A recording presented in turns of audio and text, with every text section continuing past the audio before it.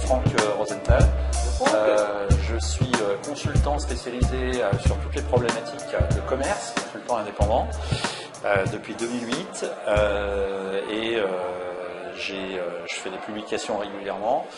Donc 2 livres sur l'image prix, un livre sur la relation client et co-auteur parmi 15 auteurs de référence sur, de tout savoir sur les médias sociaux et le B2B, qui est édité par Kawa. Alors justement, tu as écrit quel chapitre?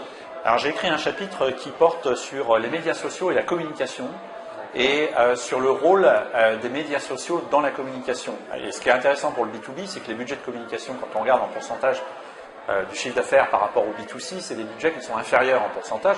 Et donc, du coup, on peut se poser la question sur comment ils font pour les médias sociaux, avec quels moyens et quels arbitrages ils font. Et donc, sur le chapitre, voilà. Et la principale question que je me suis posée, c'est que pour une entreprise de B2B, quand ils utilisent les médias sociaux, à quoi ça sert? C'est-à-dire, à quoi ça va servir dans leur dispositif de communication au global?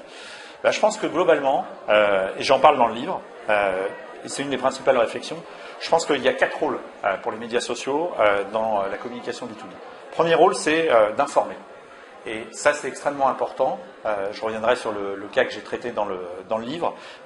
Et cette notion d'information, elle est extrêmement importante. Deuxième rôle, c'est de fédérer. Parce qu'on va aussi fédérer l'interne et on va aussi travailler sur l'interne et on va aussi essayer d'échanger à l'interne des bonnes pratiques, de l'information, relayer ça auprès des clients et c'est très important pour le B2B. Troisième chose, c'est de relayer des initiatives, relayer des bonnes pratiques, relayer des enseignements, relayer de l'information. Et puis dernière chose, évidemment, c'est d'amplifier, et ça c'est le rôle de la communication aussi. Et il y a certains médias sociaux qui ont une audience très très forte, et donc c'est intéressant d'y être pour amplifier et compléter tous les messages de communication qu'une entreprise B2B peut avoir. Pour l'effet viral, en fait, et le fait qu'il y a potentiellement un certain nombre de prospects qui sont dessus, pour donc élargir sa cible, etc. etc.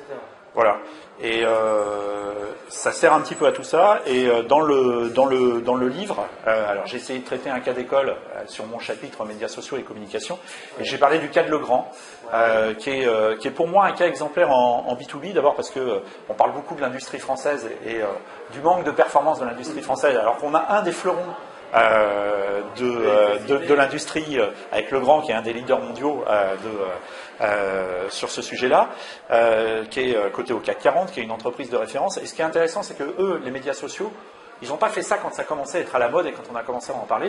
Ils ont initié toute cette démarche sur les médias sociaux depuis 2006. Donc ils ont 7 ans d'expertise. Et finalement, d'abord c'est quelque chose qui est travaillé à l'international et qui a réellement du sens. C'est-à-dire que c'est pas travailler de la France, de Limoges, enfin, etc. Ils travaillent réellement ça avec un rayonnement international. Et ils ont réservé, je le décris très bien dans le livre, et puis il y a l'interview du directeur de la communication externe de Legrand qui explique comment ils ont travaillé, et ils ont assigné à chaque média social un véritable rôle, c'est-à-dire qu'il y a une chaîne YouTube sur laquelle ils sont évidemment sur Facebook, ils sont sur Twitter, ils ont développé des plateformes, par exemple pour les designers et pour les architectes, pour montrer toutes les innovations qu'ils font et fournir énormément de contenu, donc il y a beaucoup de choses qui sont intéressantes, et c'est un vrai cas d'école.